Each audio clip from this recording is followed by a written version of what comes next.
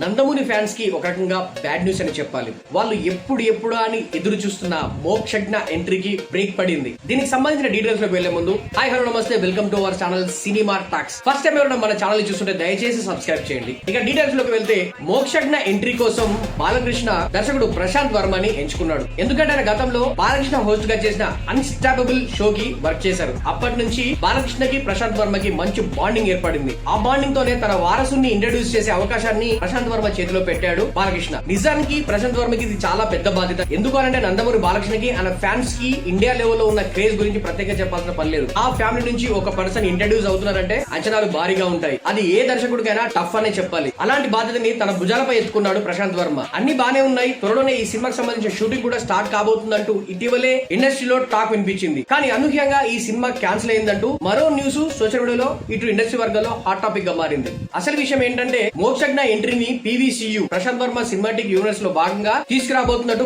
ప్రకటించారు. దానికి సంబంధించిన అఫీషియల్ అనౌన్స్మెంట్ వచ్చింది. మోక్షజ్ఞ ఫస్ట్ లుక్ ని కూడా విడుదల చేశారు. దానికి కూడా అద్భుతమైన రెస్పాన్స్ వచ్చింది. హనుమాన్ సినిమాతో Prashanth Varma star director list లోకి చేరిపోయాడు. ప్రెసెంట్ ఆయన జై హనుమాన్ సినిమా తెరకెక్కిస్తున్నాడు. ఇలాంటి ప్రత్యేకతల మధ్య మోక్షజ్ఞ ఎంట్రీ కోసం ఆయన పక్కా ప్రణాళికలను సిద్ధం చేసుకున్నాడు. కాకపోతే కొన్ని అనివార్య కారణాల వల్ల ఆయన వేరే ప్రాజెక్ట్ కి షిఫ్ట్ కావాల్సి వచ్చిందట. ప్రెసెంట్ ఆయన ప్యాన్ ఇండియా స్టార్ ప్రభాస్ తో మరో క్రేజీ సినిమాని స్టార్ట్ చేయడానికి సిద్ధమవుతున్నారు. ఆ సినిమా కూడా పీవీసీ లో భాగంగానే వస్తుందట. ఇండియన్ మైథాలజీకి లింక్ అయి ఉండే పాయింట్ తోటే ప్రభాస్ తో కూడా సినిమా చేయబోతున్నాడు ప్రశాంత్ వర్మ. కాబట్టి అటు జై హనుమాన్ కంప్లీట్ చేసుకుని ప్రభాస్ సినిమాకి మూవ్ కావాల్సి ఉంది. కాబట్టి మోక్షజ్ఞ సినిమాని పక్కన పెట్టేసినట్టు వార్తలు వినిపిస్తున్నాయి. త్వరలోనే దీనికి సంబంధించిన అధికారిక ప్రకటన కూడా రాబోతుందంట. ఎంతో కాలంగా మోక్షజ్ఞ ఎంట్రీ కోసం చూస్తున్నాం నందమూరి ఫ్యాన్స్ కి అయితే ఇది బ్యాడ్ న్యూస్ అని చెప్పాలి. మరి ప్రభాస్ సినిమా కోసం మోక్షజ్ఞ సినిమాని పక్కన పెట్టేసిన ప్రశాంత్ వర్మ పైన మీ ఒపీనియన్ ఏంటంటే కింద కామెంట్ చేయండి. ఇలాంటి మరిన్ని అప్డేట్స్ కోసం మన సినిమా టాక్స్ యూట్యూబ్ ఛానల్ ని సబ్స్క్రైబ్ చేయండి.